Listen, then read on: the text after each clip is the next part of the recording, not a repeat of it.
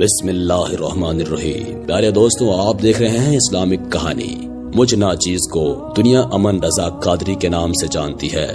آج کی اس ویڈیو میں ہم ایک درزی اور ایک سریلی آواز کے مالک کی کہانی آپ کو سنائیں گے جو بڑی ہی دلچسپ ہے، اس لیے ویڈیو کو آخر تک ضرور دیکھیے گا اور چینل کو سبسکرائب کرتے ہوئے ساتھ میں لگے گھنٹی کے بٹن کو بھی ضرور دبائیے گا۔ ایک درزی اپنی دکان پر بیٹھا تھا کہ اس نے باہر ایک گانے والے کی آواز سنی۔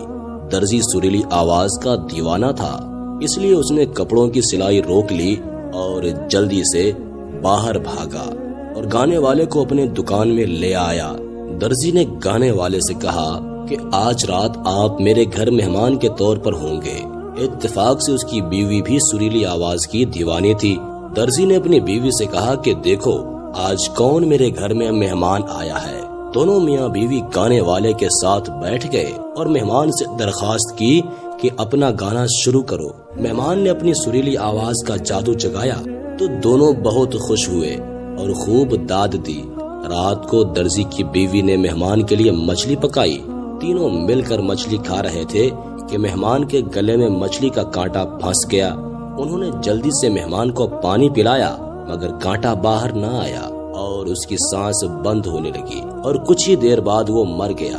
درزی بہت پریشان ہوا اور اسے کچھ سمجھ نہیں آ رہا تھا کہ کیا کرے۔ اچانک اس کے دماغ میں ایک ترکیب آتی ہے۔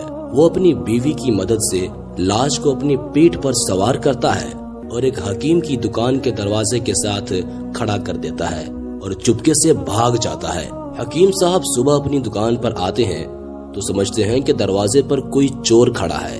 یہ دیکھ کر حکیم صاحب زور سے اس کو چھڑی مارتے ہیں تو لاش نیچے گر جاتی ہے۔ حکیم نے نبض چیک کی تو وہ نہیں چل رہی تھی۔ حکیم ڈر گیا کہ میری چھڑی سے ایک آدمی مر گیا۔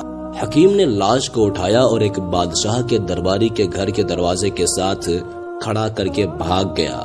درباری جب بادشاہ کے دربار سے واپس اپنے گھر آیا تو سمجھا کہ کوئی شخص دروازے سے میری بیوی کو جھانک رہا ہے۔ اسے بہت غصہ آیا اور پیچھے جا کر لاش کے سر میں زور سے ڈنڈا مارا تو لاش نیچے گر پڑی اور درباری بہت پریشان ہوا اور سوچا کہ میرے ہاتھ سے ایک آدمی کا قتل ہو گیا ہے۔ وہ لاش کو گھر لے آیا اور آدھی رات کا انتظار کرنے لگا۔ جب آدھی رات کا وقت ہوا تو درباری نے لاش کو اٹھایا اور بازار میں لے جا کر ایک سنار کی دکان کے دروازے پر کھڑا کر دیا۔ سنار جب آیا تو سوچا کہ چور میرا سونا چرانے آیا ہے۔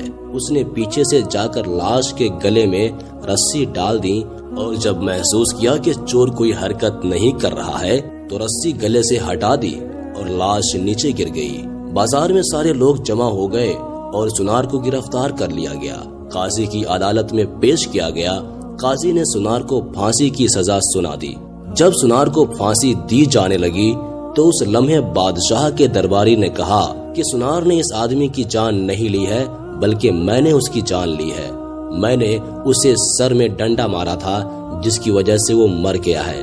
درباری کی یہ بات سن کر حکیم سامنے آ گیا اور کہا درباری بے قصور ہے، اصل میں قصوروار تو میں ہوں، میں نے ہی اسے چھڑی مار کر اس کی جان لی تھی۔ حکیم کے یہ بات سن کر درزی کو اپنے جرم کا احساس ہوتا ہے اور کہتا ہے حکیم بھی بے قصور ہے۔ جب حکیم نے اس کو چھڑی ماری تھی تو پہلے ہی وہ مر چکا تھا کیونکہ میں نے اس آدمی کی لاش کو حکیم کی دکان کے ساتھ کھڑا کر دیا تھا۔ قاضی نے جب دیکھا کہ چاروں اپنے اپنے جرم کا اعتراف کر رہے ہیں تو پریشان ہو گیا اور اسے سمجھ ہی نہیں آ رہا تھا کہ اصل میں مجرم کون ہے اور کس کو پھانسی دی جائے۔ قاضی بادشاہ کے دربار میں آیا اور کہا مجھ سے یہ فیصلہ نہیں ہو پائے گا، مرنے والا ایک ہے اور مارنے والے چار چار، سمجھ ہی نہیں آتا کہ آخر قاتل کون ہے۔ بادشاہ نے حکم دیا کہ ایک تلوار سے چاروں کا سر جدا کر دیا جائے۔ جب یہ بات درزی نے سنی تو درزی نے کہا آپ ان تینوں کو کس جرم کی سزا دے رہے ہیں جناب؟ یہ بے قصور ہیں۔ میں اس آدمی کو مہمان کے طور پر گھر لے